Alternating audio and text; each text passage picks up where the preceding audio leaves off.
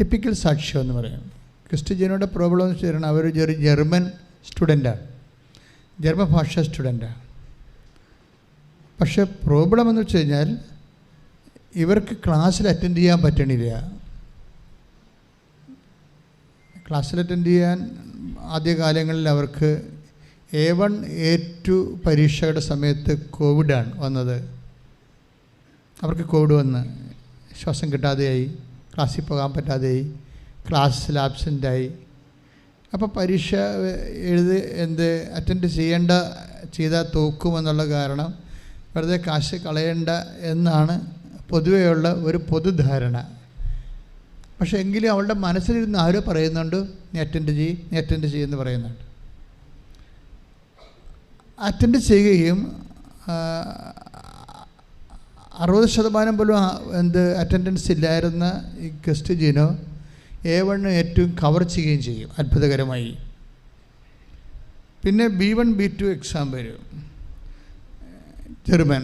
അത് അവർക്ക് കോയമ്പത്തൂർ പോയി എഴുതേണ്ടതാണ്. B1 B2 എക്സാം വരുമ്പോൾ കുറച്ച് പഠിക്കാൻ പറ്റും, കുറച്ച് പഠിക്കാൻ പറ്റത്തില്ല, കൊളാപ്സാണ്. പക്ഷെ പരീക്ഷ എഴുതാൻ പോയ സ്ഥലത്ത് എനിക്കൊന്ന് കൽക്കട്ടയിലാണ് പരീക്ഷ എഴുതാൻ പോയിരിക്കണം തോന്നുന്നത്. അവിടെ വെച്ച് ഇവർക്ക് ഫുഡ് പോയ്സൺ അടിക്കാം. അവിടുത്തെ ഭക്ഷണം പിടിക്കാതെ വന്നിട്ട് ഛർദിലും മറ്റസുഖമൊക്കെ ഇട്ടിട്ട് കിടന്നു പോകും, തളർന്നു പോകും, എഴുന്നേറ്റ് നിൽക്കാൻ പോലും പറ്റാത്ത അവസ്ഥയാകും. എന്നിട്ട് ഉള്ള ജീവൻ വെച്ചുകൊണ്ട് ഇവർ പോയി B1 B2 അറ്റൻഡ് ചെയ്യും. പക്ഷെ അതിനെല്ലാം നല്ല സ്കോർ കിട്ടും. എന്താ വിഷയമെന്ന് പറയണത്, നമ്മൾക്ക് ഇവിടെ ഒന്നും ഒരു കറക്റ്റായിട്ട് എന്താണ് സംഭവിക്കണമെന്ന് റീസണബിളായിട്ട് പറയാൻ പറ്റണില്ല. ഒരു യുക്തിപരമായിട്ട് ഇതിൻ്റെ അകത്ത് ഒത്തിരി യുക്തിപരമായിട്ട് സപ്പോർട്ട് ചെയ്യുന്ന ഒരു സാക്ഷ്യമല്ലത്. പക്ഷേ ഇറ്റ്സ് ഹാപ്പൻഡ്. സോ അതങ്ങനെ സംഭവിക്കുന്നു. അതിന് ബൈബിളാണ് അതിൻ്റെ കാരണങ്ങൾ പറയുന്നത്. നമ്മുടെ ജീവിതത്തിൽ റീസണബിളായിട്ട് നടക്കത്തില്ല, മാത്തമാറ്റിക്കലായിട്ട് നടക്കത്തില്ല, യുക്തിപരമായിട്ട് നടക്കത്തില്ല. പിന്നെ ഇതെങ്ങനെ നടക്കുന്നു എന്ന് ചോദിച്ചു കഴിഞ്ഞാൽ അതിന് ഉത്തരം ബൈബിളേ പറയത്തുള്ളൂ, കർത്താവിൻ്റെ വചനമേ പറയത്തുള്ളൂ. എന്താണ് പറയണത്? എല്ലാത്തിൻ്റെയും അടിസ്ഥാനം ദൈവത്തിൻ്റെ കരുണയാണ്. എന്ന് പറഞ്ഞ് എല്ലാത്തിൻ്റെയും അടിസ്ഥാനം ദൈവത്തിൻ്റെ കരുണയാണ്. റോമ മനുഷ്യന്റെ ആഗ്രഹമോ പ്രയത്നമോ അല്ല, ദൈവത്തിന്റെ ദയയാണ്. എല്ലാറ്റിന്റെയും അടിസ്ഥാനം. അപ്പോൾ എല്ലാത്തിൻ്റെയും അടിസ്ഥാനം എന്നുള്ളതാണ് അതിന് പ്രാധാന്യം. എന്താണ് എല്ലാത്തിൻ്റെ അടിസ്ഥാനം? ദൈവത്തിൻ്റെ ദയ. ദൈവം നമ്മോട് ഒരു ദയ കാണിക്കുന്നതാണ് എല്ലാത്തിൻ്റെ അടിസ്ഥാനം. വീട്, ജോലി, വിവാഹം, രോഗസൗഖ്യം എല്ലാം ദൈവം നമ്മോടൊരു ദയ കാണിച്ചാൽ നമ്മളുടെ സങ്കല്പങ്ങൾക്കും ധാരണകൾക്കും അതീതമായിട്ട് ഇത് വർക്കൗട്ട് ചെയ്യും. അപ്പോൾ നമ്മുടെ ലക്ഷ്യം എന്തായിരിക്കണം? എങ്ങനെയാണ് ദൈവത്തിൻ്റെ ദയ നമുക്ക് അസ്പയർ ചെയ്യണത് അല്ലെങ്കിൽ ആർജിക്കേണ്ടത് എങ്ങനെയാണ്? അപ്പോൾ നമ്മുടെ മുമ്പിലുള്ള വിഷയം എന്താ? എല്ലാത്തിൻ്റെ അടിസ്ഥാനം എന്താണ്? എല്ലാത്തിൻ്റെയും അടിസ്ഥാനം എന്താ? ദൈവത്തിൻ്റെ ദയ. അപ്പോൾ നമ്മുടെ ലക്ഷ്യം എന്തായിരിക്കണം? എങ്ങനെയെങ്കിലും ദൈവത്തിൻ്റെ ദയ ആർജിക്കാൻ പറ്റണം, അല്ലേ? ദൈവത്തിൻ്റെ ദയ ആർജിക്കാൻ പറ്റുമ്പോൾ എന്ന് പറഞ്ഞാൽ അവിടെ ഒരു പ്രശ്നമുണ്ട്. നമുക്ക് ഇങ്ങനെ മസിൽ പിടിച്ചോ എന്തെങ്കിലും കാര്യങ്ങൾ ചെയ്തോ നമുക്ക് ദൈവത്തിൻ്റെ ദയ അടിച്ചു മാറ്റാൻ പറ്റത്തില്ല, ആർജിക്കാനും പറ്റത്തില്ല, പിടിച്ചു വാങ്ങാൻ പറ്റത്തില്ല. കാരണം ദൈവത്തിനൊരു സ്റ്റാൻഡിങ് നിലപാടുണ്ട്. ദൈവത്തിൻ്റെ സ്റ്റാൻഡിങ് നിലപാടുണ്ട്. എന്താ നിലപാട്? അതായത് എനിക്കിഷ്ടമുള്ളവരോട് ഞാൻ കരുണ കാണിക്കുന്നു, ഇഷ്ടമുള്ളവരോട് അനുകമ്പയും.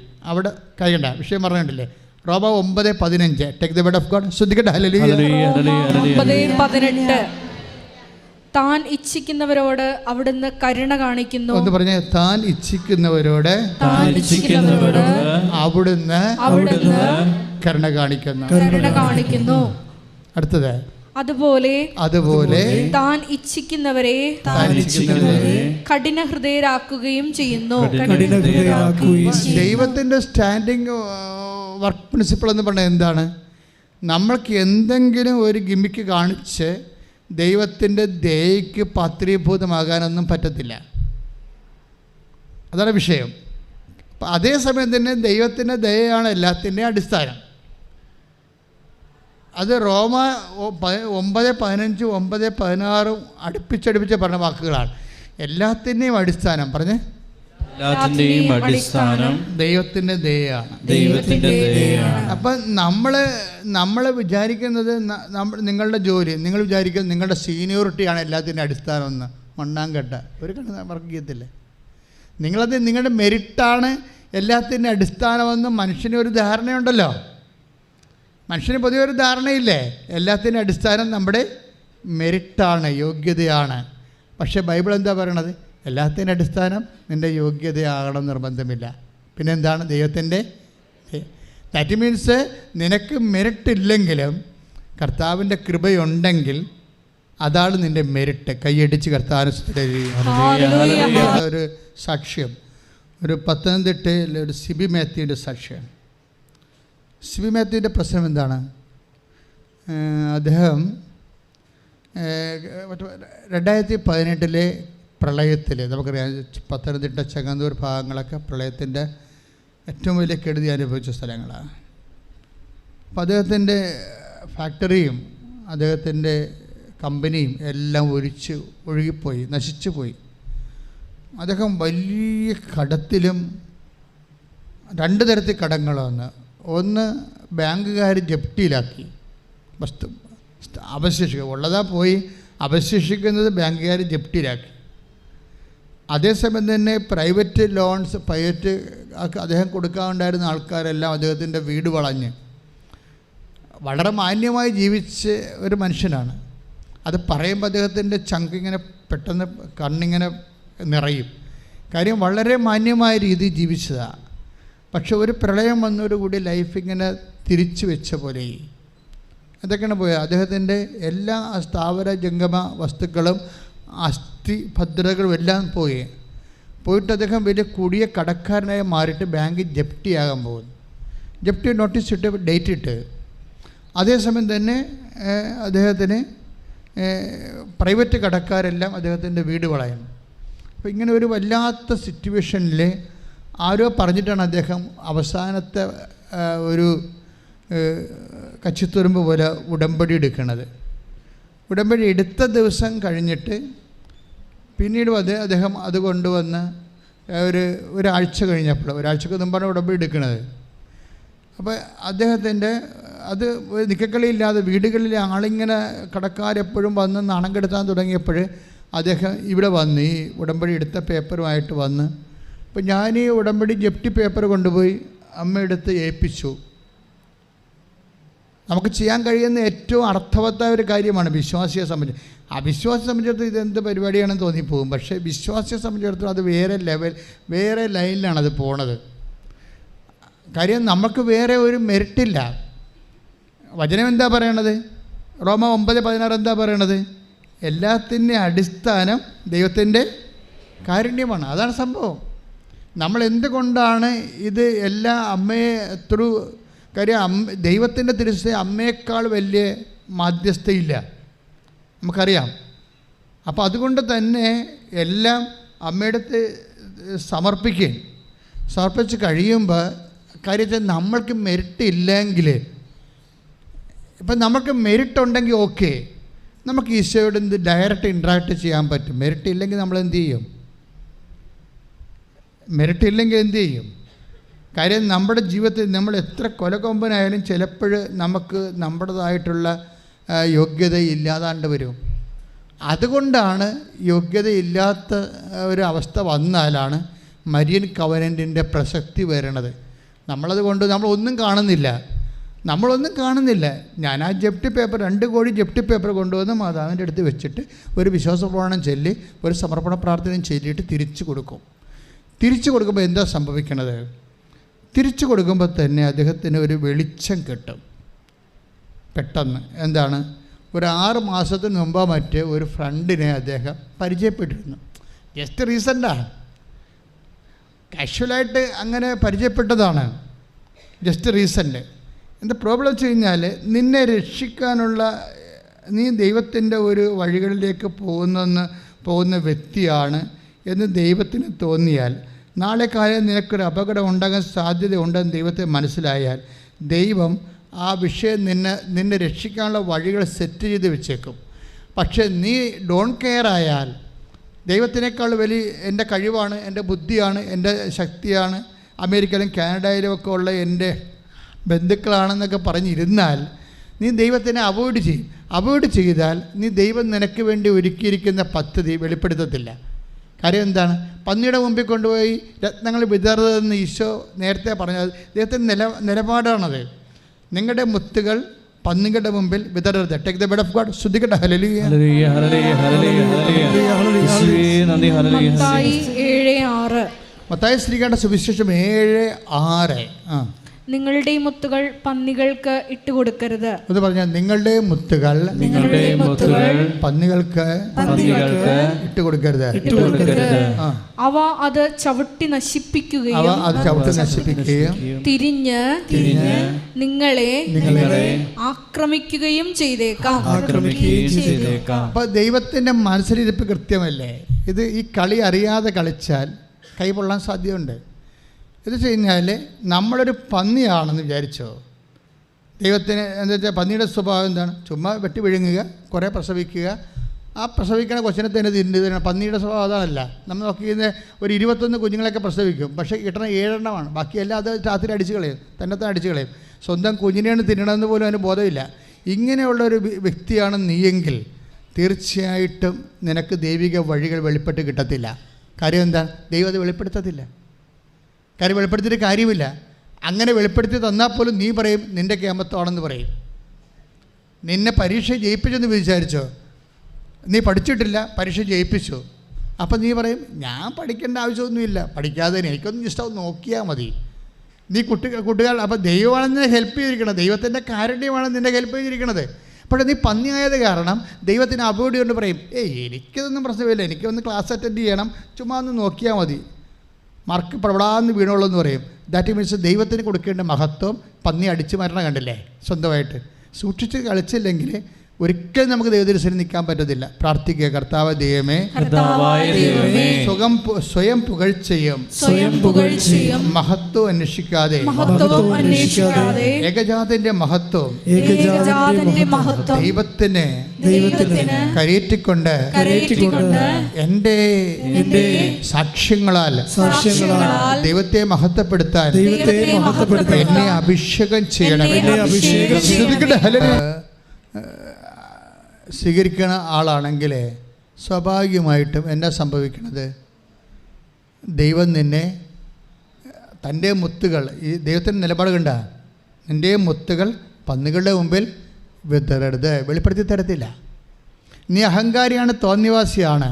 നീ ഒരു അനുഗ്രഹം കിട്ടിക്കഴിഞ്ഞാൽ നാളെ കാലങ്ങളിൽ അത് നിൻ്റെ കഴിവായിട്ട് പ്രഖ്യാപിക്കുമെങ്കിൽ നിന്നെ പന്നിയായിട്ടാണ് ദൈവം ബ്രാൻഡ് ചെയ്യണത്. പിന്നെ നീ രക്ഷപ്പെടാനുള്ള വഴി ദൈവത്തെ അറിയാമെങ്കിലും നിൻ്റെ മുമ്പിൽ അത് ഇട്ട് തരത്തില്ല. കാര്യം എന്താണ്? നീ അത് രത്നം അടിച്ചു മാറ്റിയിട്ട് അത് നിൻ്റെ പേരിൽ നാളെ കൊട്ടിഘോഷിക്കപ്പെടും. അത് വെരി സീരിയസ് ഡേഞ്ചർ സോണാണത്. പ്രാർത്ഥിക്കുക. കർത്താവ് ദൈവം വിനയത്തോടെ അങ്ങയുടെ മുമ്പിലെ ആരാധനയോടെ നിന്നുകൊണ്ട് എൻ്റെ ജീവിതത്തിലെ വഴിമുട്ടി പോകുമ്പോഴേ വഴി തുറന്നു തരുന്ന റോമ 9:16 അടിയം പ്രാർത്ഥിക്കുന്ന എല്ലാത്തിൻ്റെയും അടിസ്ഥാനമായ അങ്ങയുടെ ദയയാൽ എന്നെ അഭിഷേകം ചെയ്യണമേ. കുറിച്ച് ദൈവം ഒരു ഓർമ്മ കൊടുക്കണത്. ഒരു പ്രാവശ്യം പരിചയപ്പെട്ട ആളാണ്. അത് റീസെൻ്റായിട്ട് 6 മാസം മുമ്പ് പരിചയപ്പെട്ട ആളാണ്, ഒരു പ്രാവശ്യം കണ്ടിട്ടുള്ളൂ. ഇയാളുടെ നമ്പർ കയ്യിലുള്ളത് കാരണം ജസ്റ്റ് ഇയാളൊന്ന് വിളിച്ച്, ഞാനിങ്ങനെ ഒരു ട്രാപ്പിലാണ്, എന്നെ സഹായിക്കാൻ പറ്റുമോ എന്ന് ചോദിച്ചു. ഉടനെ എടുത്ത വായിക്കും. അടുത്ത മറുപടി എന്താണെന്ന് അറിയാമോ? നിങ്ങളുടെ അക്കൗണ്ട് നമ്പറിങ് ഇട്ട് തരാൻ പറയും. കോടികളുടെ ബാധ്യതയാണെന്ന് മനസ്സിലാക്കണം. ആ പ്രൈവറ്റ് കടങ്ങളെല്ലാം കൊടുത്തു വീട്ടാനും ബാക്കിയും കാശാടി മനുഷ്യൻ തിരിച്ചു കൊടുക്കണം. എന്നിട്ട് അത് കൊണ്ടേ കൊടുത്തിട്ട് ബാങ്കിൽ കൊടുത്തിട്ട് ബാങ്കുകാരെ 5 മാസത്തേക്ക് നിലനിർത്തിയിരിക്കുകയാണ്. എത്ര പെട്ടെന്നാണ് ചേഞ്ച് ചെയ്ത് കൈ ഇടിച്ച് കർത്താവിനെ തുടരുകയും അദ്ദേഹം ആ ഒരാഴ്ച കൊണ്ടാണ് ജീവിതം ഇങ്ങനെ പെട്ടെന്ന് മാറിയണത്. അത് ഉടമ്പടി അല്ലാതെ മറ്റൊന്നുമല്ലെന്ന് നമുക്കറിയാം. എന്താ കാര്യം? എല്ലാത്തിൻ്റെ അടിസ്ഥാനം എന്താണ്? റോമ 9:16 എല്ലാത്തിൻ്റെ അടിസ്ഥാനം എന്താ? ദൈവത്തിൻ്റെ കരുണ. ദൈവത്തിൻ്റെ കരുണയുടെ അടിസ്ഥാനം എന്താ? അതാണ് വിഷയം. എല്ലാത്തിൻ്റെ അടിസ്ഥാനം ദൈവത്തിൻ്റെ കരുണയാണ്. ദൈവത്തിൻ്റെ കരുണയുടെ അടിസ്ഥാനമുണ്ട്. എന്താണത്? സങ്കീർത്തനം 103:18 ശ്രുതികട്ടെ ഹല്ലേലൂയ ഹല്ലേലൂയ ഹല്ലേലൂയ ഹല്ലേലൂയ യേശുവേ നന്ദി ഹല്ലേലൂയ ഹല്ലേലൂയ ഹല്ലേലൂയ യേശുവേ ആരാധന ഹല്ലേലൂയ കർത്താവേ നന്ദി ഹല്ലേലൂയ യേശുവേ നന്ദി. 103-ാം സങ്കീർത്തനം 17-18 തിരുവചനങ്ങൾ. എന്നാൽ കർത്താവിന്റെ കാരുണ്യം അവിടുത്തെ ഭക്തരുടെ മേൽ എന്നേക്കും ഉണ്ടായിരിക്കും. ഒന്ന് പറഞ്ഞേ. എന്നാൽ കർത്താവിന്റെ കാരുണ്യം അവിടുത്തെ ഭക്തരുടെ മേൽ എന്നേക്കും ഉണ്ടായിരിക്കും. അവിടുത്തെ നീതി തലമുറകളോളം നിലനിൽക്കും. അവിടുത്തെ ഉടമ്പടി പാലിക്കുന്നവരുടെയും അവിടുത്തെ കൽപ്പനകൾ ശ്രദ്ധാപൂർവം അനുസരിക്കുന്നവരുടെയും മേൽ തന്നെ. ആദ്യ വചനം എന്താണ്? 17 എന്താണ്? കർത്താവിന്റെ കാരുണ്യം അവിടുത്തെ ഭക്തരുടെ മേൽ എന്നേക്കും ഉണ്ടായിരിക്കും. കർത്താവിന്റെ കാരുണ്യം അവിടുത്തെ ഭക്തരുടെ മേൽ എന്നേക്കും ഉണ്ടായിരിക്കും. അപ്പൊ കർത്താവിന്റെ കാരുണ്യം നമ്മുടെ മേൽ ഉണ്ടായിരിക്കും. പക്ഷെ അതേസമയം അത് ഉണ്ടാകാൻ വേണ്ടിയുള്ള കാരണം എന്താണ്? അതാ 18 പറയണത്. എന്താ പറയണത്? അവിടുത്തെ ഉടമ്പടി പാലിക്കുന്നവരുടെയും അവിടുത്തെ കൽപ്പനകൾ ശ്രദ്ധാപൂർവം അനുസരിക്കുന്നവരുടെയും മേൽ തന്നെ. ഈ 2 വചനം നമ്മൾ ലിങ്ക് ചെയ്തത് എന്താണെന്ന് അറിയാവോ? ഇപ്പൊ റോമ 9:16 പറഞ്ഞത് എന്താണ്? എല്ലാത്തിൻ്റെ അടിസ്ഥാനം എന്താണ്? കർത്താവിൻ്റെ കാരുണ്യമാണ്. അതാണ് റോമ 9:16. അതിൻ്റെ കൂടെ ലിങ്കാക്കണത് എന്താണ്? സങ്കീർത്തനം 103:18 എന്താണ്? എല്ലാത്തിൻ്റെ അടിസ്ഥാനം കർത്താവിൻ്റെ കാരുണ്യമാണ്. കർത്താവിൻ്റെ കാരുണ്യം ആരുടെ മേലുണ്ടാവും? അവിടുത്തെ ഭക്തരുടെ മേൽ. പിന്നെ ആരുടെ മേലാണ്? അവിടുത്തെ ഉടമ്പടി അനുസരിക്കുന്നവർ. അപ്പോൾ എല്ലാത്തിൻ്റെ അടിസ്ഥാനം എന്താണ്? ഉടമ്പടിയാണ്. കൈയടിച്ച് കർത്താവിനെ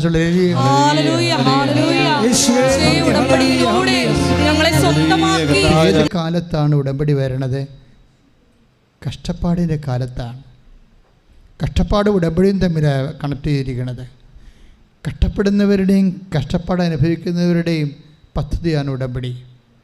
അഥവാ കഷ്ടപ്പെടുന്നവരുടെ വീണ്ടെടുപ്പിന് വേണ്ടി ദൈവം വിഭാവന ചെയ്ത ദൈവത്തിൻ്റെ മനസ്സ് രൂപപ്പെട്ടു വന്ന ഒരു പദ്ധതിയാണ് ഉടമ്പടി. അതാണ് പുറപ്പാട് 2:24. ശ്രുതികട്ടെ ഹല്ലേലൂയ ഹല്ലേലൂയ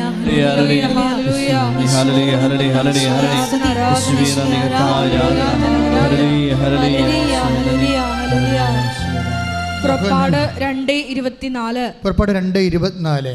ദൈവം അവരുടെ ദീനരോദനം ശ്രവിക്കുകയും എന്ന് പറഞ്ഞ് ദൈവം അവരുടെ ദീനരോദനം ശ്രവിക്കുകയും അബ്രാഹത്തോടും ഇസഹാക്കിനോടും യാക്കോബിനോടും ചെയ്ത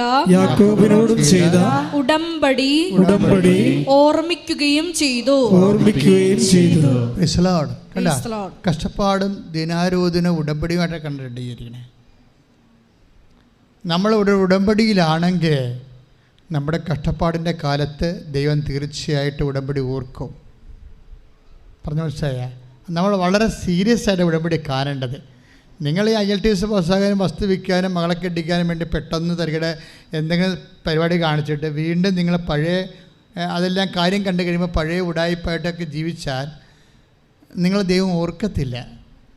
ഉടമ്പടി ഓർക്കാൻ പറ്റിയ, ദൈവം ഓർക്കാൻ പറ്റിയ നമ്മൾ രക്ഷപ്പെട്ട്.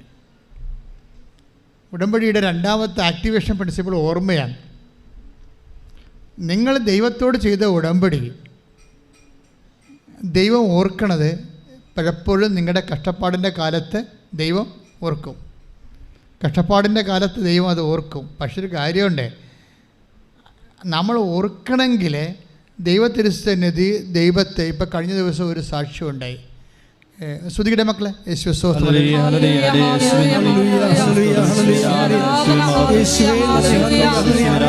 ഞങ്ങളുടെ കഷ്ടതകളിൽ ഉടമ്പടി വഴിയായി നന്ദി പറയുന്നു, കരുണ കാണിക്കുന്നു, നന്ദി പറയുന്നു. Hallelujah, hallelujah. ഓർമ്മിച്ചു. തന്റെ കാരുണ്യാതിരേകം മൂലം അവിടുത്തെ മനസ്സലിഞ്ഞു. കഴിഞ്ഞ ദിവസം ഒരു സാക്ഷ്യം ഉണ്ടായി ഇവിടെ. ആ ദൈവത്തിൻ്റെ മനസ്സലിയിപ്പിക്കുന്ന ഒരു സാക്ഷ്യം. അതായത് അദ്ദേഹം ഓൺലൈൻ ഉടമ്പടിയാണ് എടുത്തിരിക്കുന്നത്. അതായത് ഓൺലൈൻ ഉടമ്പടി എടുക്കാൻ കാരണം അദ്ദേഹത്തിന് മക്കളില്ല. മനുവിൻ്റെ ഒരു സാക്ഷ്യമാണ്. അതായത് ഓൺലൈൻ ഉടമ്പടി എടുക്കുന്നുമ്പോൾ അദ്ദേഹം കുറച്ച് കാര്യങ്ങൾ ചെയ്ത്, തീർത്ഥാടന ഉടമ്പടിയല്ല, ഓൺലൈൻ ഉടമ്പടി. അദ്ദേഹം പള്ളിയിൽ പോയി കുമ്പസാരിച്ചു. ഒന്ന് ചിന്തിച്ച് നോക്കിയേ, അവിടെയാണ് വിഷയം. ദൈവം നിങ്ങളുടെ ഉടമ്പടി ഓർക്കാത്തതിൻ്റെ കാരണം എന്താണെന്ന് നിങ്ങൾക്ക് മനസ്സിലാവും.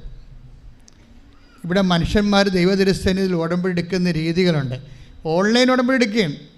അദ്ദേഹം ഓൺലൈൻ ഉടമ്പടി കമ്പ്യൂട്ടറെ കുത്തി എടുക്കാൻ പോവുകയാണ്. എടുക്കുന്ന മുമ്പ് തന്നെ അദ്ദേഹം അതിൽ വിശ്വസിക്കുന്നു, ഞാൻ ദൈവത്തോട് ഓൺലൈനായിട്ട് ബന്ധപ്പെടാൻ പോവുകയാണ്, ദൈവം എന്നെ സഹായിക്കുമെന്ന് ആ മനുഷ്യൻ്റെ മനസ്സ് അദ്ദേഹത്തിന് അറിവ് കൊടുക്കുകയാണ്. നമ്മുടെ മനസ്സ് നമ്മളെ ദൈവം അനുഗ്രഹിക്കുമെങ്കിലേ നമുക്കറിയാൻ പറ്റും. അതൊരു അഭിഷേക ലെവലിൽ വന്നാൽ കിട്ടിയാൽ മതി. നമ്മളിത് കഴിഞ്ഞിട്ട് യൂസ് ആൻഡ് ത്രോ, പിന്നെ അതിനെക്കുറിച്ച് അന്വേഷിക്കണില്ല, തിരക്കണില്ല. നമ്മൾ പഴയതുപോലെ പന്നിയുടെ ജീവിതമാണെങ്കിൽ നമ്മൾ ഓർക്കത്തില്ല. കാര്യം ഓർപ്പിക്കണതിൻ്റെ പ്രശ്നം ആ ഫാക്കൽറ്റിയും ഡിപ്പാർട്ട്മെൻറ്റും വേറെയാണ്. പരിശുദ്ധാത്മാവാണ്, അതാണ് വിഷയം. പരിശുദ്ധാത്മാവ് ഓർമ്മയുമായിട്ടാണ് ബന്ധം. ഈശോ അത് പറയുന്നുണ്ട്, take the word of God 16:26. ശ്രദ്ധിക്കട്ടെ.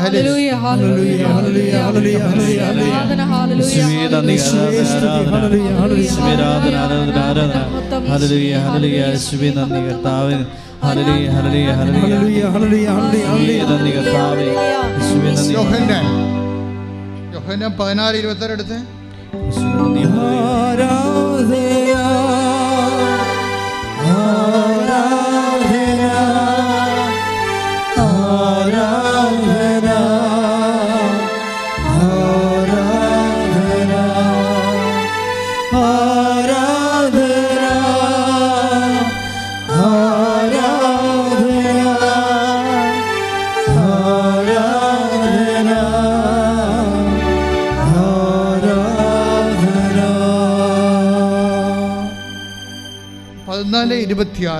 യോഹന്നാൻ.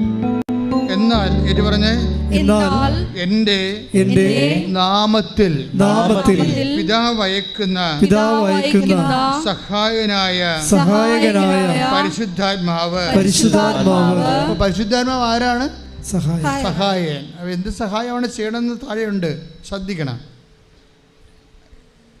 എന്ന് പറഞ്ഞ്, എന്നാൽ എന്റെ നാമത്തിൽ പിതാവ് അയക്കുന്ന സഹായകനായ പരിശുദ്ധാത്മാവ് എല്ലാ കാര്യങ്ങളും നിങ്ങളെ പഠിപ്പിക്കുകയും ഞാൻ നിങ്ങളോട് പറഞ്ഞിട്ടതെല്ലാം നിങ്ങളെ അനുസ്മരിപ്പിക്കുകയും ചെയ്യാം. ഞാൻ നിങ്ങളോട് പറഞ്ഞിട്ടുള്ളതെല്ലാം നിങ്ങളെ അനുസ്മരിപ്പിക്കുകയും ചെയ്യും. അനുസ്മരിപ്പിക്കുകയും കൈയടിച്ച് കർത്താവിനെ സ്തുതിക്കട്ടെ. Hallelujah. Hallelujah hallelujah hallelujah hallelujah യേശുവേ സ്തുതി. ഹല്ലേലൂയ ആരാധന ആരാധന ആരാധന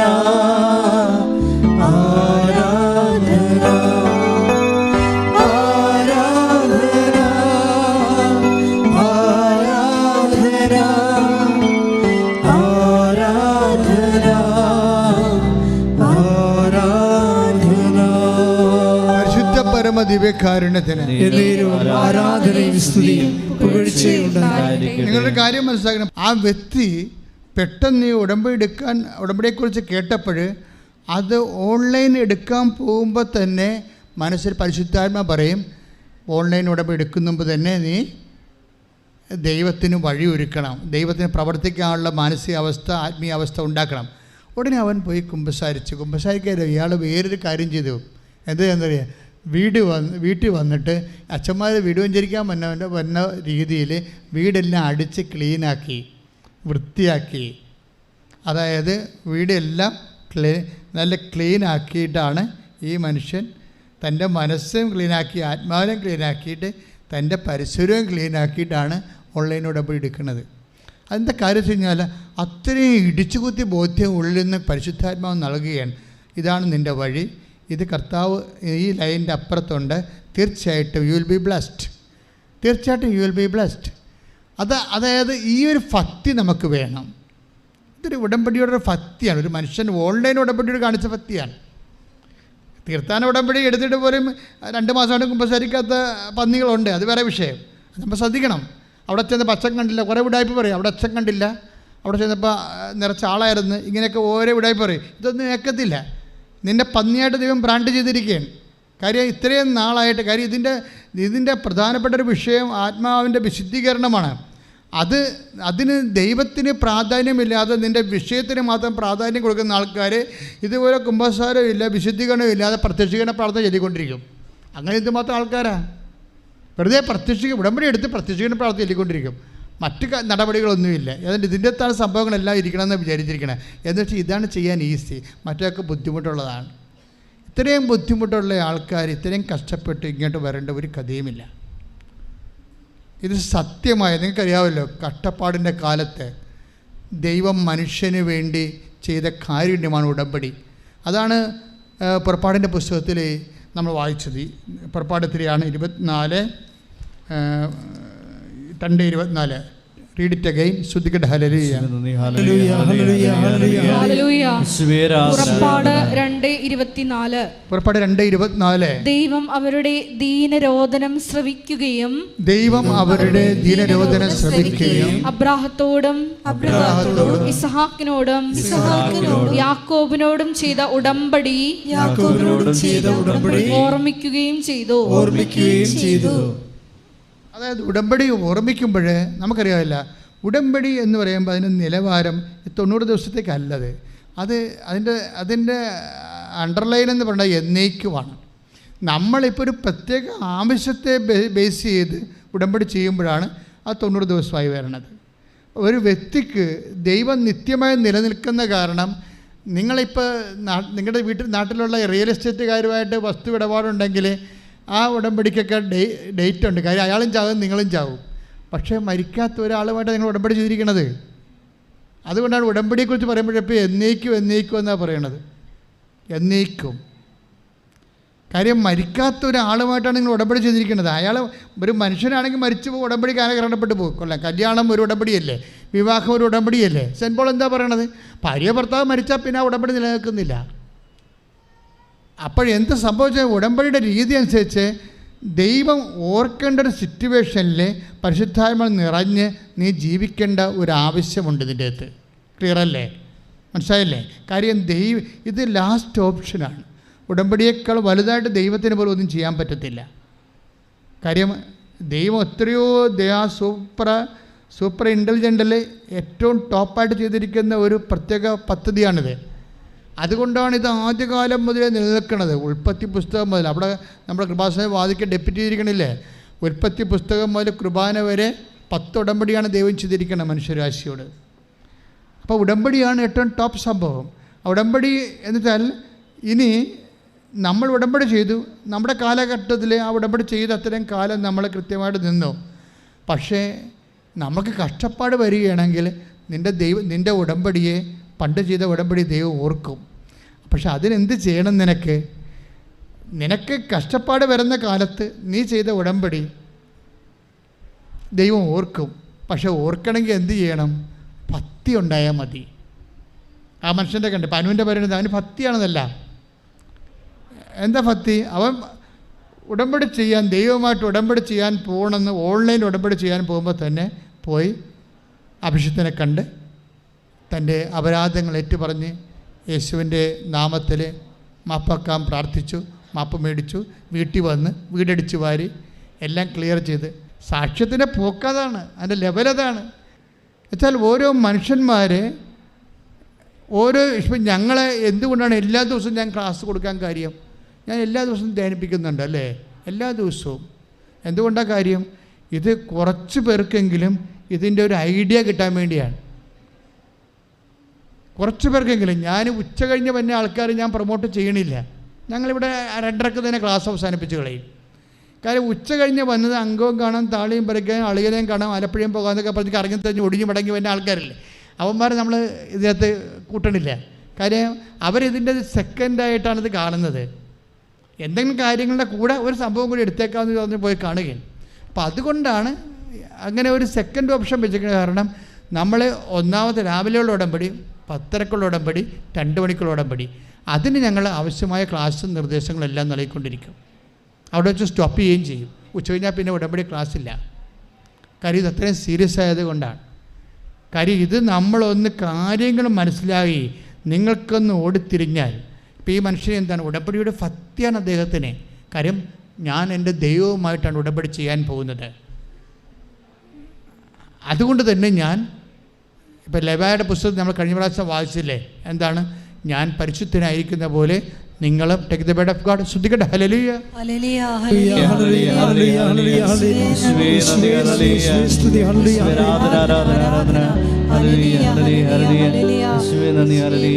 ലേവ്യ 11:44. ലെവായ പുസ്തകം 11:44. ഞാൻ നിങ്ങളുടെ ദൈവമായ കർത്താവാകുന്നു എന്ന് പറഞ്ഞു. ഞാൻ നിങ്ങളുടെ ദൈവമായ കർത്താവാകുന്ന നിങ്ങൾ നിങ്ങളെ തന്നെ വിശുദ്ധീകരിക്കുകയും പരിശുദ്ധരായിരിക്കുകയും ചെയ്യുവിൻ. കാരണം ഞാൻ പരിശുദ്ധനാകുന്നു. അതാണ് സംഭവം. ദൈവം പരിശുദ്ധനായ വ്യക്തിയുമായിട്ടാണ് നിങ്ങൾ ഉടമ്പടി ചെയ്യണത്. അപ്പം നിങ്ങളൊരു അതർ കക്ഷിയാണ്. ദൈവം ഒരു കക്ഷി, നിങ്ങളൊരു കക്ഷി. അപ്പോൾ നിങ്ങളാരായിരിക്കണം? നിങ്ങളും പരിശുദ്ധരായിരിക്കും. ആ ഓൺലൈൻ ഉടമ്പടിക്കാരൻ അതാണ് ചെയ്തിരിക്കുന്നത്. അയാൾ ആ വിശുദ്ധി സൂക്ഷിക്കാൻ അദ്ദേഹത്തിൻ്റെ സഭ നിഷ്കർഷിക്കുന്ന മാർഗങ്ങൾ അവലംബിച്ച് അതിനുശേഷം അദ്ദേഹം വീട്ടിൽ വന്ന് കർത്താവ് വീട്ടിലേക്ക് വരുന്നെന്നുള്ളൊരു ബോധം ഉണ്ടായതുകൊണ്ട് വീടെല്ലാം ചവറെല്ലാം മാറ്റി ചപ്പെല്ലാം മാറ്റി അടിച്ച് വൃത്തിയാക്കി മെനയാക്കിയതിന് ശേഷമാണ് അദ്ദേഹം ഉടമ്പടി എടുക്കുന്നത്. അപ്പം അത്രയും ഭക്തിയാണത് കാണിക്കുന്നത്. ഭക്തി വന്നാലുള്ള ഗുണം എന്താ? ഭക്തി വന്നു കഴിഞ്ഞാൽ ഉടമ്പടിയും ഭക്തിയും തമ്മിൽ ബന്ധമുണ്ട്. കാര്യം ഇപ്പം നമ്മൾ വായിച്ചില്ലേ, എന്താണ്, എന്നേക്കും നിലനിൽക്കുമെന്ന് പറഞ്ഞില്ലേ. അത് തന്നെയല്ലേ മാതാവ് അമ്മയും പറഞ്ഞത്. ലുക്ക 1:50, ലുക്ക 1:50. ശ്രദ്ധിക്കട്ടെ. ഹല്ലേലൂയ, ലൂക്ക 1:50. അവിടുത്തെ ഭക്തരുടെ മേൽ തലമുറകൾ തോറും അവിടുന്ന് കരുണ വർഷിക്കും എന്ന് പറഞ്ഞാൽ അവിടുത്തെ ഭക്തരുടെ മേൽ തലമുറകൾ തോറും അവിടുത്തെ കരുണ വർഷിക്കും. അപ്പോഴ് ഭക്തരുടെ മേലാണ് ഈ കരുണ വർഷിക്കണത്. ഉടമ്പടിയുടെ ഉദ്ദേശം എന്താണ്? കരുണയാണ്. അതേത് കാലത്താണ് വരണത്? കഷ്ടകാലത്താണ്. കഷ്ടപ്പാടിൻ്റെ കാലത്താണ് ദൈവം നമുക്ക് കാരുണ്യം തരണത്. കഷ്ടപ്പാടുണ്ടാകണത് എങ്ങനെയാണ്? നമ്മുടെ മെരിറ്റുകൾ പോകുമ്പോഴാണ് കഷ്ടപ്പാടുണ്ടാകണത്. നമുക്ക് കഷ്ടപ്പാടൊക്കെ ഉണ്ടാകണ എപ്പോഴാണ്? മെരിറ്റ്. ഇപ്പോൾ ആ 2 കോടി കടം വന്നത് എങ്ങനെ? മെരിറ്റ് പോയി, പ്രളയം വന്നു, അദ്ദേഹത്തിൻ്റെ സമ്പത്തെല്ലാം അന്യാധീനപ്പെട്ടു പോയി, കഷ്ടപ്പാടായിപ്പോയി, മെരിറ്റ് പോയി. അപ്പോഴാണ് അദ്ദേഹം ഉടമ്പടി എടുത്തിരിക്കുന്നത്. പക്ഷെ ഉടമ്പടി എടുത്തിരിക്കുന്നത് ഒരാഴ്ച കൊണ്ടാണെങ്കിലും വീണ്ടും വന്ന് 2 ദിവസം മുമ്പ് എടുത്ത, ഒരാഴ്ച മുമ്പ് എടുത്ത ഉടമ്പടിയാണ്. പക്ഷേ കടക്കാർ വീട് വളഞ്ഞപ്പോൾ അദ്ദേഹം ഉടമ്പടി പ്രമാണം കൊണ്ട് മാതാവിൻ്റെ അടുത്ത് വീണ്ടും വരികയും, അതാണ് ഭക്തി എന്ന് പറയണത്. അത് വിശ്വാസമാണ്. അല്ലെങ്കിൽ ഉടമ്പടി എടുത്തിട്ടൊന്നും നടന്നില്ലല്ല, ഞാൻ ഇതിനെ ഇനിയും കൊണ്ട് പിന്നെ പത്തനംതിട്ട നിന്ന് ആലപ്പുഴ വരെ വരേണ്ടത്, വേറെ പണിയൊന്നുമില്ലേ, അങ്ങനെ ഇരിക്കുക. അതാ വിഷയം. അപ്പോൾ പന്നിയുടെ ഒരു ബുദ്ധിയാണുള്ളതെന്നുണ്ടെങ്കിൽ അങ്ങനെ ഇരിക്കും. ഒരു ഭക്തൻ്റെ ബുദ്ധിയാണെന്നുണ്ടെങ്കിൽ വിഷയം മാറും. ഞാൻ പറഞ്ഞത് വെച്ചാൽ നിങ്ങൾ സത്യസന്ധരായിരിക്കണം ദൈവതിരുസന്നിധിയിൽ. അതേസമയം തന്നെ ചെയ്യുന്ന എല്ലാ കാര്യങ്ങളിലും ഈ ഭക്തി ഉണ്ടാകണം. അമ്മ എന്താ പറയണത്? ലുക്ക 1:50 എന്താ വായിച്ചു കേട്ടത്? അവിടുത്തെ കാരുണ്യം പറഞ്ഞേ, അവിടുത്തെ കാരുണ്യം തൻ്റെ ഭക്തരുടെ മേൽ തലമുറകൾ തോറും ഉണ്ടായിരിക്കും. അപ്പം ഈ ദൈവത്തിൻ്റെ കാരുണ്യം തലമുറകൾ തോറും. ഇപ്പം നമ്മൾ ആദ്യം പറഞ്ഞ ക്രിസ്തുജിനോ ഇല്ലേ, ക്രിസ്തുജിനോ എന്ന് പറഞ്ഞില്ലേ, ആദ്യം കോവിഡ് വന്ന് A+, A1, A2 പരീക്ഷയ്ക്ക് കോവിഡ് വന്ന് അത് കുളമായി. B1, B2 പരീക്ഷയ്ക്ക് കൽക്കട്ടായി പോയപ്പോൾ ഫുഡ് പോയ്സൺ അടിച്ച് ആശുപത്രിയിലായി. പരീക്ഷ എഴുതാൻ ആശുപത്രിയിൽ നിന്ന് വന്ന അവസ്ഥ വന്നു. കാര്യം തളർന്ന് തടി പോലെ കിടക്കല്ലേ. അതിൻ്റെ ഇടയ്ക്ക് എങ്ങനെയാണ് ഇവർ ഇത്രയും മെറിട്ടെല്ലാം പോയി കഷ്ടപ്പാടായി. പിന്നെ എങ്ങനെയാണ് ഇവൾ ജയിച്ചത്? ഇതൊന്നുമില്ലാത്ത ആൾക്കാർ, ഒരു കോവിഡും ഇല്ല, ഒരു ഫുഡ് പോയ്സണും ഇല്ലാത്ത ആൾക്കാർ 5 പ്രാവശ്യം എഴുതിയിട്ട് ജയിക്കണില്ലല്ലോ. ഈ ക്രിസ്ത്യജനെ എങ്ങനെ ജയിച്ചതെന്ന് പറഞ്ഞ് നിങ്ങൾ ഒറ്റ കാരണമേ ഉള്ളൂ, അവൾ അമ്മയാണ് ഉടമ്പടി എടുത്തിരിക്കുന്നത്. അവിടുത്തെ അമ്മയാണ്, അവളെടുത്തിട്ടില്ല. പക്ഷെ ആ ഉടമ്പടിയിൽ അവൾ വിശ്വസിക്കുന്നു. അതാണ് പ്രശ്നം. അമ്മയെടുത്ത ഉടമ്പടിയിൽ അവൾ വിശ്വസിക്കുന്നു. അപ്പോൾ അവൾക്ക് ആ വിശ്വസിക്കുമ്പോൾ അവൾക്ക് ആ ഷെയർ കിട്ടും. അതുകൊണ്ട് അവൾ രക്ഷപ്പെട്ടത്. അതുകൊണ്ട് അവൾ സാക്ഷ്യം പറഞ്ഞത്, എൻ്റെ അമ്മ ഉടമ്പടി എടുത്തപ്പോൾ എനിക്ക് ഉറപ്പായി, അത് മാത്രമേ എനിക്ക് ഉറപ്പുള്ളൂ. അത് ആ ബോധ്യം ഉണ്ടായതുകൊണ്ടാണ് അവൾ സാക്ഷ്യം പറയാൻ വേണ്ടി വന്നത്. പക്ഷേ എന്താ സംഭവം? അമ്മ ഉടമ്പടി എടുത്ത് എങ്ങനെ ക്രിസ്റ്റിക്ക് കിട്ടണം? എങ്ങനെയാണ്? അത് മാതാവിൻ്റെ ഈ വെളിപാടാണ്. സങ്കീർത്തനം 103:18 വായിച്ചില്ലേ? വായിച്ചേ, ശ്രദ്ധിക്കട്ടെ. Hallelujah hallelujah hallelujah hallelujah hallelujah hallelujah hallelujah. 103-ാം സങ്കീർത്തനം 17-ാം തിരുവചനം. എന്നാൽ കർത്താവിന്റെ കാരുണ്യം അവിടുത്തെ ഭക്തരുടെ മേൽ എന്നേക്കും ഉണ്ടായിരിക്കും. ഒന്ന് പറഞ്ഞേ, എന്നാൽ കർത്താവിന്റെ കാരുണ്യം അവിടുത്തെ ഭക്തരുടെ മേൽ എന്നേക്കും ഉണ്ടായിരിക്കും. അത് തന്നെയാണ് അമ്മ പറയണത്, പരിശുദ്ധ അമ്മ പറയണത്. ലുക്ക 1:50 take the word of God. ശ്രദ്ധിക്കട്ടെ. Hallelujah hallelujah hallelujah hallelujah. അവിടുത്തെ ഭക്തരുടെ മേൽ തലമുറകൾ തോറും അവിടുന്ന് കരുണ വർഷിക്കും എന്നുള്ള സംഭവം. അതായത് സങ്കീർത്തനം 103:17 കർത്താവിൻ്റെ കാരുണ്യം എന്നേക്കും ഉണ്ടായിരിക്കും എന്നുള്ളതിൻ്റെത് അമ്മയ്ക്ക് കിട്ടിയ വെളിപാട് എന്താണ്? അവിടുത്തെ ഭക്തരുടെ മേലെന്നാക്കി. അത് അമ്മയാക്കിയതാണ്. അമ്മ ആക്കിയതല്ല, പരിശുദ്ധാത്മാവെന്ന് പറഞ്ഞപ്പോൾ സത്യം പറഞ്ഞതാണ്. എന്താണ്? അവിടുത്തെ ഭക്തരുടെ മേൽ തലമുറകൾ തോറും ഉണ്ടായിരിക്കും. ഇപ്പോൾ തലമുറയെന്ന് പറയുമ്പോൾ ക്രിസ്ത്യജനയുടെ അമ്മയാണ് ഉടമ്പടി എടുത്തത്. അതാണ് അവൾക്കുടെ മകൾക്ക് കിട്ടുന്നത്. ചിലപ്പോൾ പേരക്കിടാവിനും കിട്ടിയെന്ന് വരും. പക്ഷേ പേരക്കിടാവിന് കിട്ടാനുള്ള സാധ്യത കൃപാസനത്തിൽ ഇല്ല. 65 വയസ്സ് കഴിഞ്ഞാൽ പിന്നെ ഉടമ്പടി എടുപ്പിക്കത്തില്ല. ഇപ്പോൾ ഒരു കള്ളത്തരം തുടങ്ങിയിട്ടുണ്ട്. ചെറുപ്പക്കാർ വന്ന് അമ്മയെ ഇവിടെ ഡംപ് ചെയ്യും. ആദ്യം 65-67 വയസ്സുള്ള അമ്മയെ കൊണ്ടുവന്ന് മരുമക്കൾ ആരെങ്കിലും ഡംപ് ചെയ്യും. എന്നിട്ട് അവർ ആലപ്പുഴ ബീച്ചിൽ പോകും. നിങ്ങളൊന്ന് സന്ധിക്കണേ. ചില ഓരോ മനുഷ്യർ ഓരോ കാര്യങ്ങൾ ചെയ്യണതാണ്. അപ്പനും മകനും മരുമകളും കൂടി കൊണ്ടുവന്നിട്ട് അമ്മയെ 77 വയസ്സുകാരെ അമ്മയോട് ഡംപ് ചെയ്യും ആദ്യം. എന്നിട്ട് ഇവർ ആലപ്പുഴ ബീച്ച് കറങ്ങാൻ പോകും. അതൊക്കെ മുമ്പ് അവർക്ക് പ്രായം കുറവാണല്ലോ, അവർ പോയി ഉടമ്പടി പത്രം മേടിച്ചിട്ട് അമ്മയ്ക്ക് കൊടുക്കും അവരുടെ പേരിൽ. മനസ്സിലായില്ലേ? അപ്പോൾ ഈ ഉടമ്പടി എടുക്കണതാരാണ്? ഇവർ ആലപ്പുഴ സോറ പറഞ്ഞുകൊണ്ടിരിക്കുക, ബീച്ചിൽ കാറ്റും കൊണ്ടിരിക്കുന്ന സമയത്ത് പാവപ്പെട്ട അമ്മ ഇതിൻ്റെ അകത്ത് മുകളിൽ കയറി ഉടമ്പടി എടുക്കും. പക്ഷേ മുകളിൽ ചെല്ലുമ്പോൾ അമ്മയെ പിടിക്കും. അവിടെ ആളെ നിർത്തിയിട്ടുണ്ട്. ഞങ്ങൾ ഇങ്ങനെ കള്ളത്തരം കാരണം ആളെ നിർത്തിയിട്ടുണ്ട്. അവിടെ 67 വയസ്സ് മുകളിൽ കയറാൻ പോലും ആവതില്ലാത്ത ആൾക്കാർ ഉടമ്പടി എടുത്താൽ ഇവർ ഉടമ്പടി ഒരു കാര്യവും ചെയ്യത്തില്ലെന്നറിയാം. അപ്പോൾ ഇവരെ കൊണ്ട്, ഈ പ്രായമായ അമ്മച്ചിയെ കൊണ്ട് ആരോ കൈ നനയാതെ മീൻ പിടിക്കുന്ന ആൾക്കാരുണ്ട്. അപ്പോൾ അത് കാരണം ഞങ്ങൾ അവിടേക്ക് ഒന്ന് അവരെ കൈയോടെ പിടിച്ച് കൊണ്ടുവന്നിട്ട് ഓഫീസിൽ കൊടുത്തിട്ട് ഫോറം തിരിച്ച് വാങ്ങിക്കും. എന്താ കാര്യം? ഉടമ്പടി സീരിയസ് ആണ്. അവരെന്തുകൊണ്ടാണ് അത് ചെയ്യാത്തത്? അവർക്ക് വിശുദ്ധീകരിക്കാൻ കഴിയില്ല. അവർക്ക് വെള്ളമടിക്കുക, സ്മോൾ അടിക്കുക, കറങ്ങി കിടക്കുകയൊക്കെ ചെയ്യണം. അതാണ് പ്രശ്നം. അതുകൊണ്ട് ഇതിനെല്ലാം പറ്റുന്ന ഒരാളെ വീട്ടിൽ ഒരു നേർച്ചക്കോഴിനെ വെച്ചിരിക്കുകയാണ് അമ്മാമ്മയെ കൊണ്ട് ഉടമ്പടിപ്പിച്ചിട്ട് കൈ നനയാതെ ഒരു പണിയും നടക്കത്തില്ല. കാര്യം വെച്ചാൽ ഇതിൻ്റെ അകത്ത് സത്യസന്ധത എന്ന സംഭവമുണ്ട്. സത്യസന്ധത. അപ്പം ഒന്നാമത് വർക്കൗട്ട് ചെയ്യത്തില്ല. പിന്നെ ഞങ്ങളാണ് സംബന്ധിച്ചുള്ള അത് സമ്മതിച്ചു തരത്തില്ല. കാര്യം ഞങ്ങൾക്ക് കിട്ടിയ നോട്ടെന്ന് പറയണത് ഉടമ്പടി ചെല്ലുന്ന പ്രാർത്ഥനയല്ല, പിന്നെ എന്താണ്, ചെയ്യുന്ന പ്രാർത്ഥനയാണ്. അതാരാണ് ആത്മാർത്ഥമായിട്ട് ചെയ്യണം. നമ്മൾ പറയണതല്ല. ചില ആൾക്കാർക്ക് പരിശുദ്ധാത്മാവ് തന്നെ കിട്ടിയിട്ട് അവരെന്ത് മനോഹരമായിട്ടാണ് ആ സംഭവങ്ങൾ ചെയ്യണത്. എന്ത് രീതിയിലാണ് ക്വാളിറ്റി ആയിട്ട് അത് വർക്കൗട്ട് ചെയ്യണത്. പ്രാർത്ഥിക്കുക. കർത്താവായ ദൈവമേ, സത്യസന്ധമായി ഭക്തിയോടുകൂടി വിശുദ്ധിയോടുകൂടി ഉടമ്പടി ചെയ്ത് തലമുറകൾക്ക് അനുഗ്രഹമാകാൻ ഞങ്ങളെ വിളിച്ചതിന് നന്ദി പറയുന്നു. കഷ്ടപ്പാടിന്റെ കാലത്ത് പുറപ്പാട് പുസ്തകം 2:24 അടിയൻ പ്രാർത്ഥിക്കുന്നു.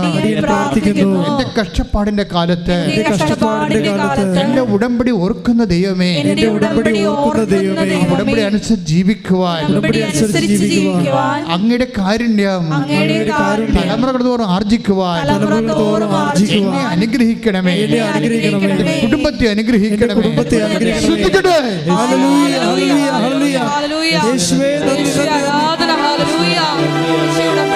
എല്ലാ മക്കളെയും അവരുടെ കുടുംബാംഗങ്ങളെയും സമർപ്പിച്ച് പ്രാർത്ഥിക്കുന്നു. എല്ലാവരുടെയും മേല് അവിടുത്തെ കരുണ വർഷിക്കണമേ എന്ന് പ്രാർത്ഥിക്കുന്നു. പരിശുദ്ധ പരമ ദിവ്യകാരുണ്യത്തിന് അതായത് കഷ്ടപ്പാടിൻ്റെ കാലത്താണ് ദൈവം ഉടമ്പടി ചെയ്യണതെന്നും ഉടമ്പടി അനുസ്മരിക്കണമെന്നുള്ള വചനത്തിലാണ് നമ്മൾ എത്തിയത്. ഇപ്പം ലാസറിൻ്റെ അവസ്ഥ എന്താണ്? ലാസറിൻ്റെ കുടുംബത്തിനും കഷ്ടപ്പാടിൻ്റെ കാലം വരുമ്പോൾ കർത്താവ് എന്താ പറയണത് അതിനെക്കുറിച്ച്? അവിടെ ആണും തൂണും തുണയുമൊക്കെ ആയിട്ടുള്ള ഒരാളാണ്. അയാളാണ് രോഗബാധിതനായി മരണപ്പെടാൻ പോകുന്നത്. ആ ഒരു കഷ്ടപ്പാടിൻ്റെ കാലത്ത് ആ ഒരു അവസ്ഥയെക്കുറിച്ച് കർത്താവിൻ്റെ കമൻ്റ് എന്താണ്? ഈശോ കഷ്ടപ്പാടിനെക്കുറിച്ചല്ല സംസാരിക്കുന്നത്, മഹത്വത്തെക്കുറിച്ചാണ്. കഷ്ടപ്പാട് കാണുമ്പോഴേ കർത്താവ് ഉടമ്പടിയെക്കുറിച്ച് ഓർക്കുമെന്ന് പറഞ്ഞു. കഷ്ടപ്പാട് കാണുമ്പോഴേ അവിടുന്ന് മഹത്വത്തെക്കുറിച്ച് അനുസ്മരിക്കാം.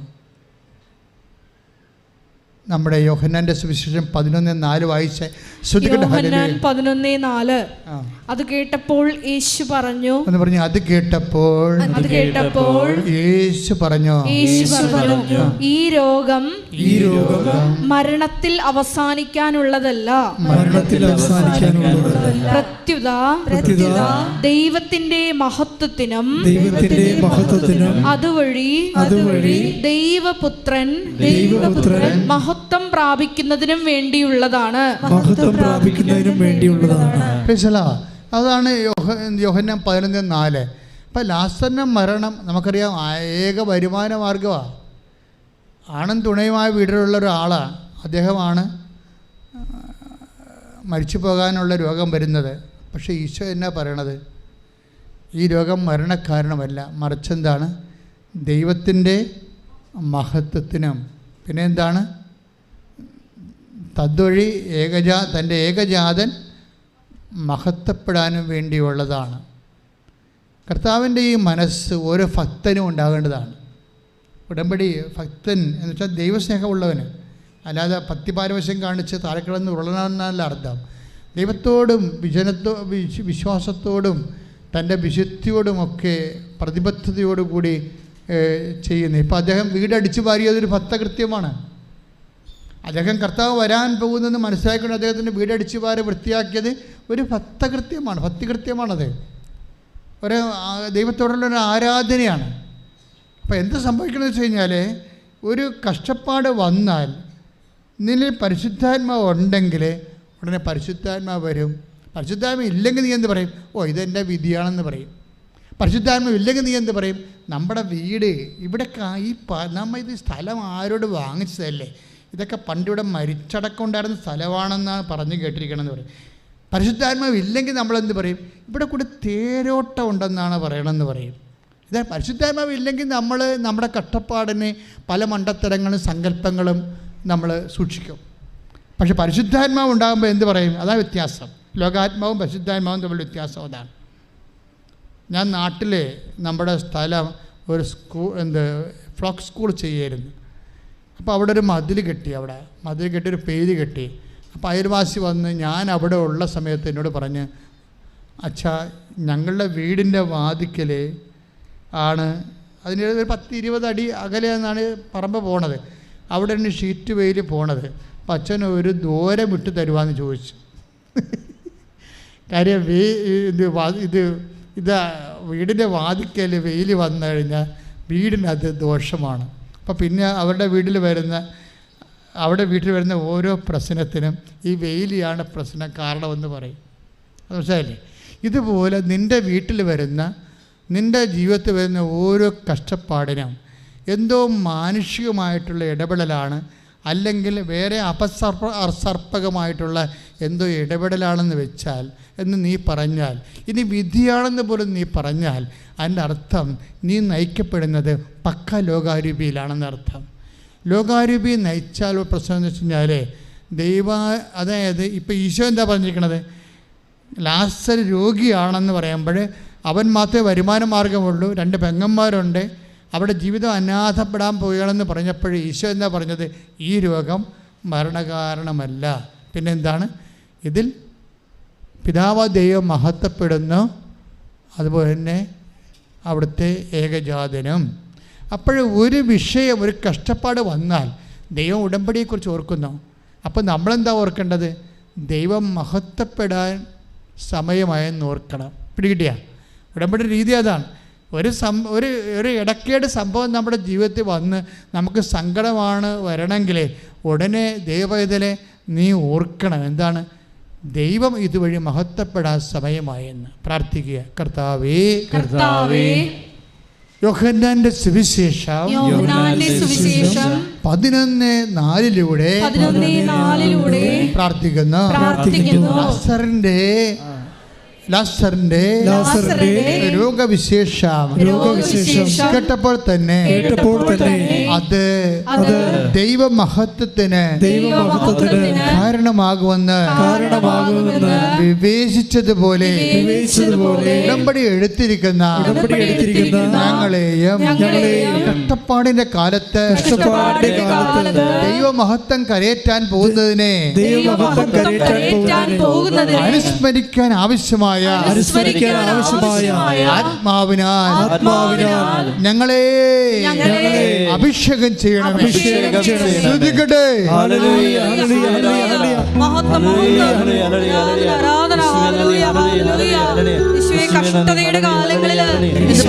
നമ്മളിപ്പോൾ ധ്യാനിച്ചുകൊണ്ടിരിക്കുന്നത് ഉടമ്പടിയും ദൈവാനുസ്മരണവും, ഉടമ്പടിയും ദൈവത്തിൻ്റെ മഹത്വവും തമ്മിലെല്ലാം ഒരേ പരിസരങ്ങളിലുള്ള ദൈവാനുഭവമാണ്.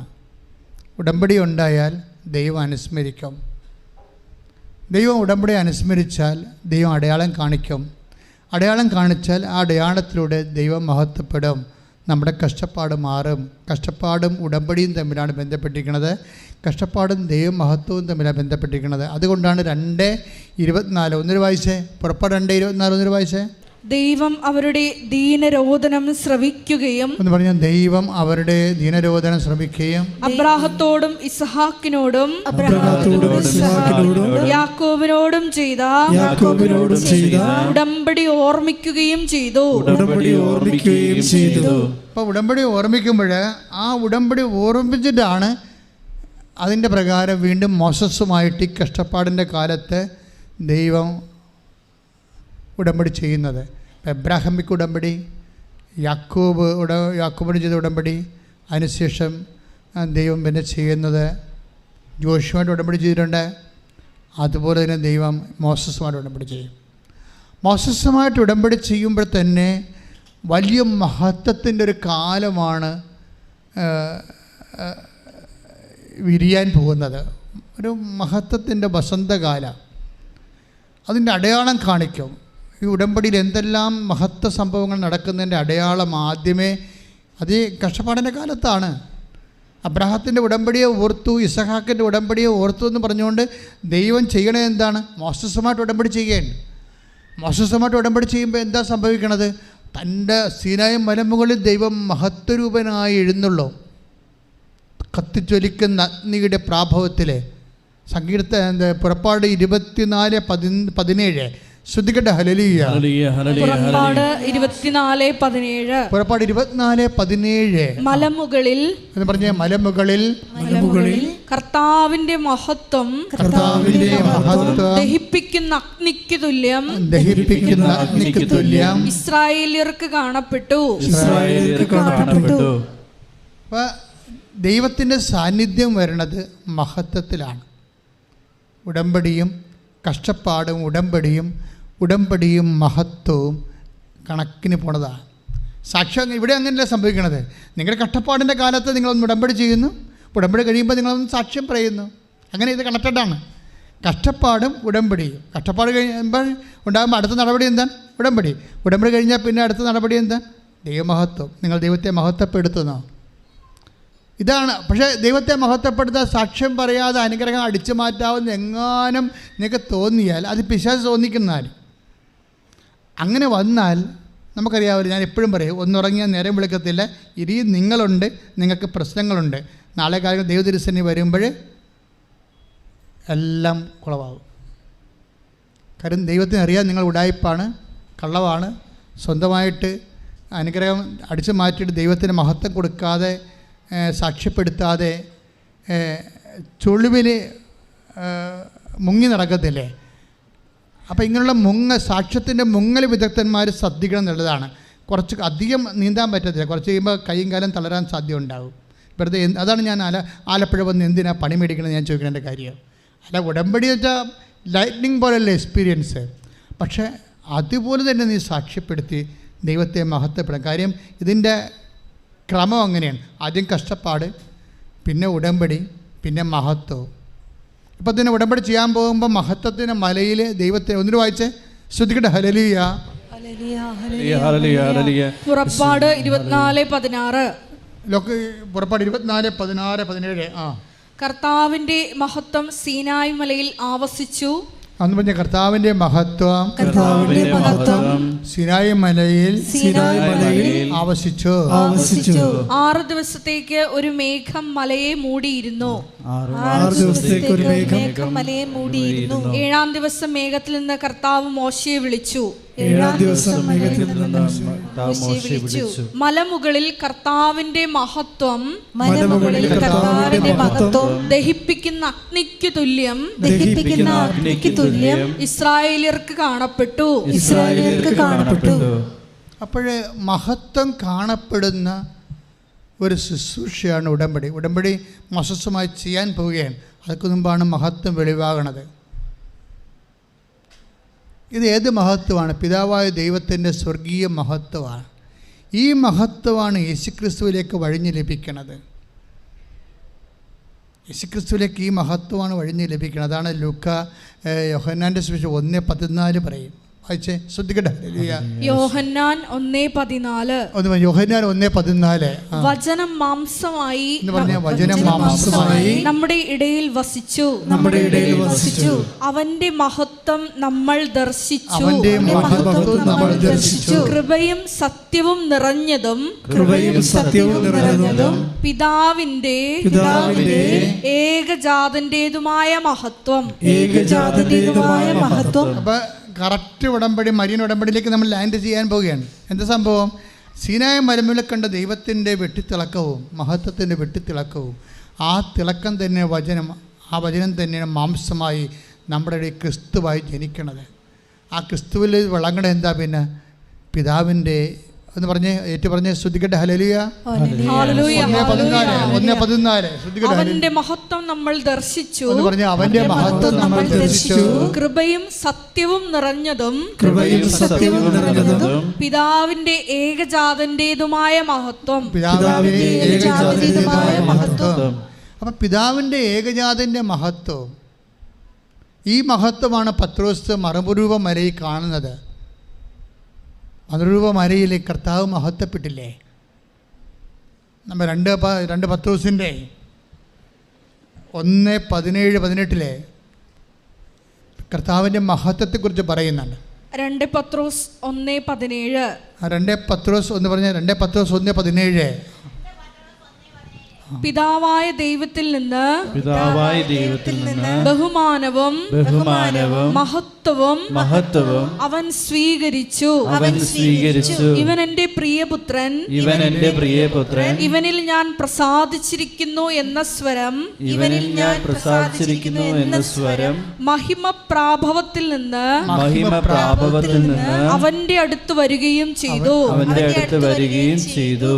അപ്പം ഏകജാതൻ്റെ ആ മഹത്വമാണ്, പിതാവിൻ്റെ മഹത്വമാണ് മരുവമലയിലെ ഏകജാതനിൽ നമ്മൾ കാണുന്ന രൂപാന്തരീകരണം വരെ സംഭവിക്കുന്നത്. ഈ മഹത്വം ഏകജാത യോഹന്നാൻ 1:14 പറയുന്ന ഏകജാതനിലെ മഹത്വമാണ് ഉടമ്പടിയിലേക്ക് വരുമ്പോൾ, മരിയൻ ഉടമ്പടിയിലേക്ക് വരുമ്പോൾ ഓരോരുത്തരും അനുഭവിക്കുന്ന മഹത്വം. എന്താ കാര്യം എന്നറിയാമോ? ഈ ഏകജാതൻ്റെ മഹത്വം പുറപ്പാട് 24:17 മഹത്വം, യോഹന്നാൻ 1:14 ഏകജാതൻ്റെ മഹത്വം, 2 പത്രോസിൻ്റെ 1:17 മറുരൂപമരിയിൽ ഈശോ അനുഭവിച്ച ആ ദൈവിക പ്രാഭവ മഹത്വം, അതാണ് ശരിക്കും പറഞ്ഞാൽ നമ്മൾ കാനായിൽ കാണുന്നത്. കാനായിൽ എന്താ കാണുന്നത്? കാനായിലെ കൽഭരണിയിലെ ഉടമ്പടിയുടെ പ്രമേയം അതാണല്ലോ. കാനായിലെ കൽഭരണിയിലെ ആ ജലവിധാനത്തെ നിഴലിച്ച് വെള്ളത്തെ വീഞ്ഞാക്കുന്ന മഹത്വം എന്താ? അതിന് അടയാളം എന്നാ പറയുന്നത്, മഹത്വത്തിൻ്റെ അടയാളമാണ്. വീഞ്ഞാകുന്ന അത്ഭുതം എന്ന് പറയുന്നത് മഹത്വത്തിൻ്റെ അടയാളമാണ്. നീ ഉടമ്പടിയിൽ ഒരു അനുഭവം നിനക്കുണ്ടായാൽ അത് മഹത്വത്തിൻ്റെ അടയാളമാണ്. അതാണ് യോഹന്നാൻ 2:11. ശ്രദ്ധിക്കട്ടെ. ഹല്ലേലൂയ. യേശു തന്റെ മഹത്വം വെളിപ്പെടുത്തുന്നതിന് പ്രവർത്തിച്ച എന്ന് പറഞ്ഞ യോഹന്നാൻ 2:11 യേശു തന്റെ മഹത്വം വെളിപ്പെടുത്തുന്നതിന് വേണ്ടി പ്രവർത്തിച്ച അടയാളങ്ങളുടെ ആരംഭമാണ് ഗലീലയിലെ കാനായിൽ ചെയ്ത ഈ അത്ഭുതം. അതായത് കാനായിലെ അത്ഭുതം നമ്മൾ എവിടുന്നാണ് തുടങ്ങിയത് അറിയാമോ? എവിടുന്നാണ് തുടങ്ങിയത്? കഷ്ടകാലത്ത് ദൈവം മനുഷ്യൻ്റെ ഉടമ്പടി ഓർക്കുന്നു. പഴയ ഉടമ്പടി ഓർത്തുകൊണ്ട് പുതിയ ഉടമ്പടി അവനുമായിട്ട് പുതുക്കിക്കൊണ്ട് മോശസിന് ഉടമ്പടി ചെയ്യുമ്പോൾ ദൈവം മഹത്വമാണ് പ്രകാശിപ്പിക്കുന്നത്. ആ മഹത്വമാണ് ഏകജാതൻ ലഭിക്കുന്നത്. ആ ഏകജാതൻ്റെ മഹത്വത്തെ മനുഷ്യൻ്റെ നന്മയ്ക്കും കണ്ണീരിന് പരിഹാരമായിട്ട് ഒരു കുടുംബത്തിന് അപമാനം സംഭവിക്കാൻ പോകുന്ന വീഞ്ഞില്ലാത്ത കാനായിലെ കല്യാണ അവസരത്തിൽ അവിടെ കണ്ണുനീർ തുടക്കാൻ വേണ്ടി ഈ ഏകജാതത്തിൻ്റെ മഹത്വത്തിൻ്റെ മാധ്യസ്ഥയായിട്ടാണ് മറിയം അവിടെ മാധ്യസ്ഥം വഹിക്കുന്നത്. അപ്പോൾ മറിയം ആരാണ്? മഹത്വത്തിൻ്റെ മാധ്യസ്ഥയാണ്. കൈയടിച്ച് മഹത്വത്തിൻ്റെ മാധ്യസ്ഥയ്ക്കാണ് നിങ്ങൾ അമ്മയെ മാധ്യസ്ഥമായിക്കൊണ്ട് ഉടമ്പടി ചെയ്യുന്നത്. ഉടമ്പടി ലക്ഷ്യമെന്താണ്? മഹത്വമാണ്. ദൈവം മഹത്വപ്പെടണം നിങ്ങൾ വഴി. അതിന് അമ്മ ഒരു മാധ്യസ്ഥയാകുകയാണ്. അതുകൊണ്ട് തന്നെ എൻ്റെ സഹോദരങ്ങൾ എപ്പോഴും ചിന്തിക്കേണ്ടത് ഇത് മഹത്വത്തിൻ്റെ പദ്ധതിയാണ്. മറിയം മഹത്വത്തിൻ്റെ മാധ്യസ്ഥയാകുമ്പോൾ മറിയൻ ഉടമ്പടി ഒരു മാധ്യസ്ഥ പദ്ധതിയാണ്. പ്രാർത്ഥിക്കുക. കർത്താവ് ദൈവമേ, ദൈവമഹത്വത്തിന്റെ മാധ്യസ്ഥ പദ്ധതിയായി ഉടമ്പടി നൽകിയതിന് നന്ദി പറയുന്നു. കഷ്ടപ്പാടിന്റെ കാലത്ത് അങ്ങ് ഞങ്ങളോട് ചെയ്ത ഉടമ്പടിയെ അനുസ്മരിക്കുന്ന ദൈവമേ, സീനായി മലമുകളിലെ പിതാവിന്റെ മഹത്വമേ, താബോർ മലയിലെ ഏകജാതന്റെ മഹത്വമേ, കാനായിലെ കല്യാണ വിരുന്നിലെ മഹത്വത്തിന്റെ മാധ്യസ്ഥയായ മറിയമേ, ഞങ്ങളെ മഹത്വപ്പെടുത്തണമേ, അടയാളങ്ങൾ നൽകി മഹത്വപ്പെടുത്തണമേ. കർത്താവേ, ഞങ്ങൾ അങ്ങയെ മഹത്വപ്പെടുന്നതിനായി മഹത്വത്തിന്റെ ഉപകരണമാക്കണമേ. ശ്രദ്ധിക്കട്ടെ.